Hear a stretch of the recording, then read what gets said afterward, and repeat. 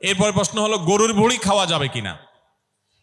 গরুর ভুঁড়ি খাওয়া যাবে কিনা ভাই, এই প্রশ্ন উত্তর হলো যে গরুর ভুঁড়ি খাওয়া ইসলামী শরিয়ার দৃষ্টিকোণ থেকে সম্পূর্ণ হালাল। আপনার যদি রুচিয়ে না কুলায়, সবার সব জিনিস খাওয়ার রুচি হবে না, আপনার যদি রুচিতে না কুলায় আপনি খাবেন না, সেটা ভিন্ন বিষয়।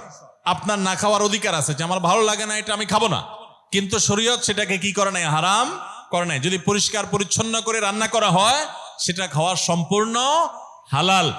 অনেকে শুটকি পছন্দ করেন না, তো শুটকি আপনি পছন্দ করেন, আপনি খায়েন না, কিন্তু শুটকি খাওয়া কিনা হারাম না। ঠিক একইভাবে গরুর ভুঁড়ি খাওয়া কিনা হারাম না। গরু কেন, যে কোনো প্রাণীর ভুঁড়ি খাওয়া হারাম না। আপনি পরিষ্কার করে যদি খেতে পারেন সেটা অবশ্যই কি আছে, জায়েজ আছে। কেউ খেলে তাকে ঘৃণা করাও উচিত না, কারণ আল্লাহ যেটাকে হালাল করেছেন সেটাকে আপনি হারাম করার কে। এই জন্য এই বিষয়গুলো আমাদেরকে ভালো করে বুঝে নিতে হবে যে আমার রুচি না হওয়া এক জিনিস আর শরীয়তে হারাম করা আরেক জিনিস। বিধায় গরুর ভুঁড়ি খাওয়া এটা হারাম কোনো বিষয় নয়।